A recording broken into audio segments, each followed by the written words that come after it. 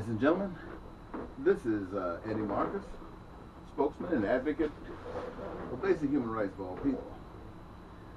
And I've asked you to consider writing me in as the next president of the United States of America. Hold that thought.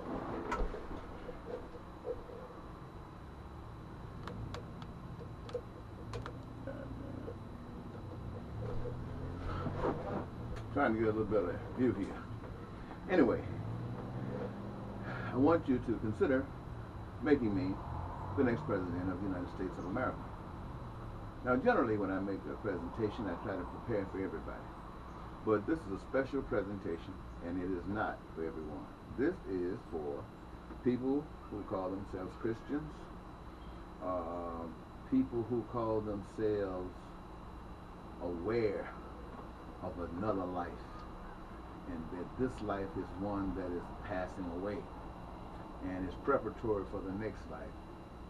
Those of you who believe in a superior being outside of ourselves, those who believe in God.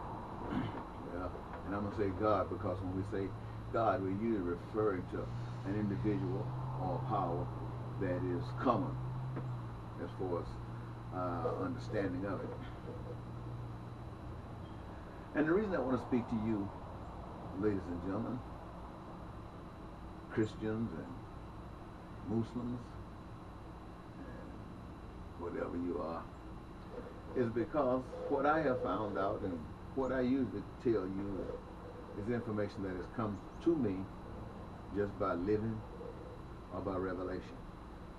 And I do this because I'm not one to hear a story and pass it down to you.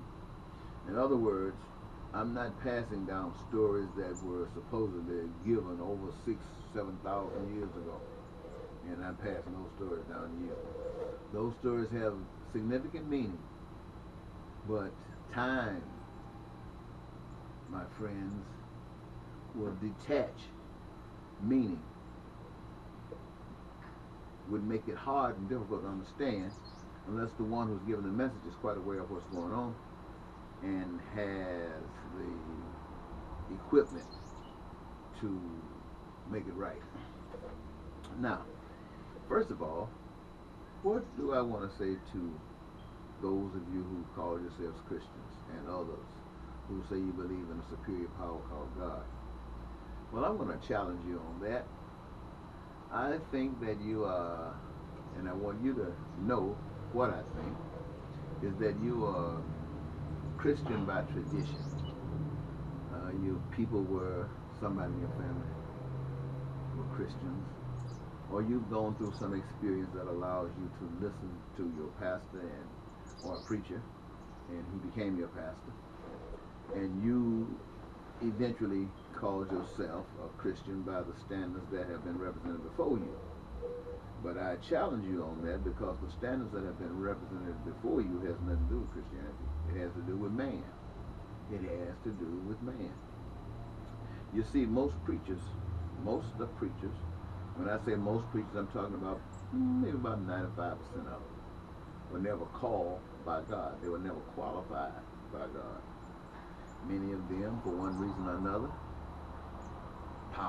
seeking power, grew up in the church and had a certain wonderful respect for God and want to serve God in the capacity of a preacher. There are those who pimping God just for economic reasons, and there are those who pimping God to hide from the law. But the truth of the matter is, all of those people who go to these churches or listening to these people who don't know God, they themselves don't know God. And I don't care how sincere they are, how genuine they are about trying to know God. The best message that you, if you're genuine, the best message that you can get out of your walk is this one, that you are not serving God. I know you don't want to hear this, but I got to tell you, and I don't care if you like it. I'm going to tell you by your actions. You do not know God, and you don't know God, I repeat, because your preacher, your pastor, does not know God. And these pastors who have found some other reason to preach, you can tell them, because they all preach the same story, and they preach it over and over again, and they try to upstage other preachers who are preaching that same story, and it is the same story, and they tell you that it's come out of the Bible. We're preaching the Bible, the Word of God, so you can't argue. We're giving you the Word of God. What says God? We're not giving you our opinion. We're giving you what God says. And ladies and gentlemen, if God said it 2,000 years ago, or 6,000 years ago, I don't care how many thousand years ago, or a million years ago, the interpretation of that given at that time and the interpretation of it given at this time produced two different kinds of fruit. Now, what am I saying to you? And let me clarify this. When you were a kid, you believed in your parents. Your parents represented the highest authority on earth. I don't care what your neighbor said down the street. I don't care what your teacher said. I don't care what your principal said. I don't care what your preacher said. I don't care what the police said. Your mama and your daddy were the authority. Highest authority on earth to you. But time passed, and you realized that there were some things that would be required that mom and daddy just couldn't do. And it seems like the only way you can get those things done was to step out beyond the confines of your knowledge and try something else. And having done so, you recognize that the state in your relationship now is better prepared to and equipped to help you deal with situations of life that your parents couldn't. And so you start respecting your parents, but for certain things relying upon government, the system. And you live in that. But just as you matured while under your parents' supervision, you mature while under your government supervision. What you really have is that God is calling men and women to serve Him in the capacity of giving the truth. But once God calls you, God calls you because you are qualified based upon what you have experienced in your life, based upon what you've exhibited in your life, based upon your fruit, based upon God's need and plan for you. You're already qualified. You don't have to go get ordained by some other man. You don't have to go to some school for some man to teach you anything. You're already qualified for what God has for you to do. Now, those of you who have not been called by God, you look for other certification. You go to school, and you let a man put a certificate on you saying that you're qualified to do this, and then you go on out there in the community, get a building, start talking to people, and they're caught up in the traditional stuff, and all of a sudden, they start coming to your place, and you can tell that story beautiful. You know, there are a lot of good storytellers out there, many of them that's better than others. And they get that story just right, so people start coming in. But the reality is that you're not a Christian. You're not serving God. I don't care what your intentions are, what your motivation is. You're not connected. You're out there in left field. Now, what is this God thing about? This God thing is in the same structure as the parent and the government. The parent has its place and time. The government has its place and time. But having matured through the everyday confrontations of life, you make a development. And that development would take you from the spiritual, from the physical, material understanding to the spiritual understanding. And that takes you to the God level. And once you're in the God level, it's because you have learned the difference between right and wrong. You learn the difference between good and evil. You learn the difference between the master and mankind. And so you, like you respected mom and went to the government, now you respect the government but go to God. In other words, you do what God says. And what God says is written upon your heart. You don't need a law written down to say to do what's right. You know what's right, judged by your conscience. You know what's right. Laws are written by the system. Laws are written by the government. Laws are written by Caesar to control and manipulate those who serve and honor Caesar. Those who reject God or don't know anything about God just yet, they obey the law because that is their code book. They might be one thing today and change tomorrow be another thing, depending upon what the government and what Caesar wants to do. And you follow that.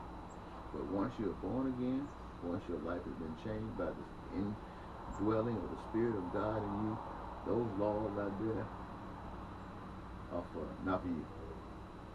Now, you have been told that all governments exist under the authority of God. That you don't care what kind of system you live in, God is out of that government. You could be living in Haiti, all that suffering.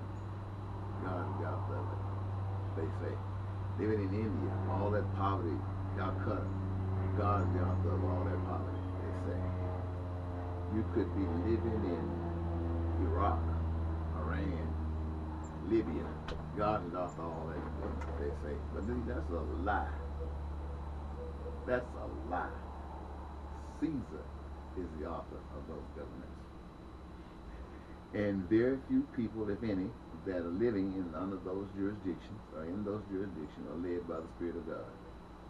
Getting up, rebelling. Most rebellions who we see in the world today has nothing to do with people actually trying to find freedom.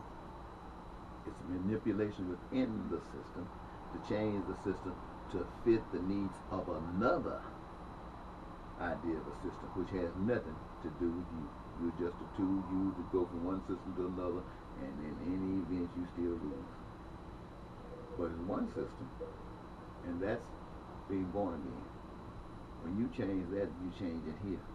This has nothing to do with man. This has nothing to do with your neighbor, except you loving your neighbor. Why? Because that is the expression of your relationship with God, loving your neighbor. What that means if you have been led and touched by the Spirit of God, you see all of these things, you correct it. You got a job. God didn't say you just sit around here and walk around with the devil. Can't tell the difference between you wearing the same suit he wears. He didn't say you didn't. He didn't say you was anything wrong wearing the same suit. You drive the same car. He didn't say there's anything wrong with you driving the same car. But what he did say is when they're out there messing over others, you don't join in on that because that's the law. No, you stand up and uphold God's law and make sure that any law out here that is detrimental to not just God's people, but anybody, Caesar's people, you stand up anyway, because that's their television to God. You are their television. You are their television to God. You don't act like God, they don't know God. So you got to act like God. Now, there are a lot of Republicans, right, talking about cut spending. I want to tell you this, ladies and gentlemen. God made everything that we use. There's nothing on this earth that we use to eat, to drive, to drink, to do anything that God didn't make. God owns it all. And God is not limited. One time we used a wooden wheel. We moved on up. Somebody started saying we're going to run out of this. Okay, we run out of it. You know what that means? That means we upgrade. That's what God does, upgrade. But there are those who out there call themselves saying they love God. And God is telling them the population is too great. You got to extinguish a lot of people from the earth. Telling them that you got to cut spending and let the rich get richer. Let the rich do their thing, and what follows from poverty is crime and violence and jails and all that other stuff. But there are Republicans led by the Spirit of God who says that's fine. And there are some Democrats who, even though you might step out a little bit more liberal, you end up the same way. And there will be people out there suffering the same way. So I'm going to say this in summary. Those of you who are out there saying you love God, you don't love God. You think you do, you might be sincere, but your connection is not with God, it's with man. Those who are out there thinking that you got these big mega churches and you got it going on, you're not serving God, you're serving man. That's why your church is mega. If you were serving God, those people out there would be loving all those poverty people. And they would be standing up in God's light, in God's right, in God's knowledge, in God's spirit, correcting what man has failed to do. So when you start talking about Osteen got so many thousands of people that's checking him out every weekend, that's a sad statement. Y'all might be thinking that's something wonderful, but it's a sad statement. It's a very sad statement. When you start talking about T.D. Jakes and all these people who got mega folks and that got planes and jets to fly around to tell people about God. These people are not telling people about God. These people are pimping folks. You can tell they're not telling folks about God by what the people are doing. People aren't doing anything. People are not doing anything. You see this huge drive-by church, and you got all. I heard a woman tell me the other day. She says, "My pastor taught me that the poor will always be with us." I said, "Yes, he taught you that because he's all. But by telling you that, he's keeping you one of those elements that make sure that poverty is not eradicated. If he told you that it was your responsibility to make sure and find out and make sure that whatever it is that causes poverty is slapped in the face and knocked out of the earth, then you would understand that we would overcome poverty. But if you're going to always have the poor with you, then you're always going to say that poverty is justified. So what you going to do? What you going to do? Poverty is going to stay. All right, so you say you believe in God, you don't. Why? By your actions, you don't believe in God. If you believe in God and you're serving God, you are not bound by the Constitution of the United States. You're bound by the Spirit of the living God. Now what does that mean for those who you might get threatened? Bound by the power of God means doing what's right. You ain't lying, cheating, stealing, and killing, and all of those things that you know or that you wouldn't want done either. You're not doing that. But when you go down to the street corner, 12 o'clock at night, nobody's on the street but you, and there's a red light that's standing there before you, and there's no traffic coming someplace, you know you are free to go. You're not bound by a red light. Then when there's no traffic but you go. When you see them passing laws that setting people up, whether it's in their homes or whether it's in their jobs, whatever it might be, and they're being abused, you can tell by some of the outcomes of it. It is your good responsibility to identify that, to highlight it, to draw it out and make it known, but not just leave it there, but offer a solution. And those who are led by the Spirit of God to come with that protest that you're exposing, exhibiting, and empower that and correct that situation. People had their homes taken away from them. What did the church do? Nothing. What did the church do? Nothing. What did those who live by the Spirit of God do? Nothing. Those folks lost their homes. People going to the gas pump paying all this money for a gallon of gas that they used to get for $1 or less. And what are the people who live by the Spirit of God doing? Driving to that pump paying the same thing everybody else. Just as dumb, just as ignorant, and calling yourself free by the power of God. I want to let you know this. And you can get mad, but you cannot say that Eddie Marcus did not tell you. As spokesman and advocate for basic human rights for all people, I want you to know you're not serving God. You're serving man. That man might be you. That man might be your pastor, your preacher, or your state. But you are your political party. But you're not. And I want to say it again. You are not serving God. To serve God means that you can only obey God, not man. You only obey God, not man. And when you obey God, and anything that you run up against where man is concerned, and it's contradictory or contrary to the way God is, it's wrong. And it is your duty and responsibility to go by it the way God would have you go by it. Not try to avoid a ticket, not try to avoid some persecution, not try to avoid some jail time. Hey, that's where you belong. If this is the way the system is, you belong in jail. If that's the way to draw attention to what's being done, that is wrong. That's where you belong. And if you end up getting shot down because you're doing the right thing, that's your duty. That's your responsibility and your obligation to get shot down for doing God's work. That don't mean ain't picking up no gun and going to shoot anybody. That's the devil's work.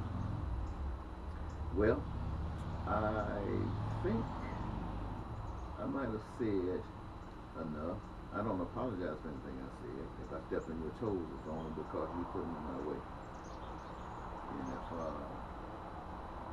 if you don't like it, good. Do something about it. That's right. And I think I'll just leave it there. Bye-bye.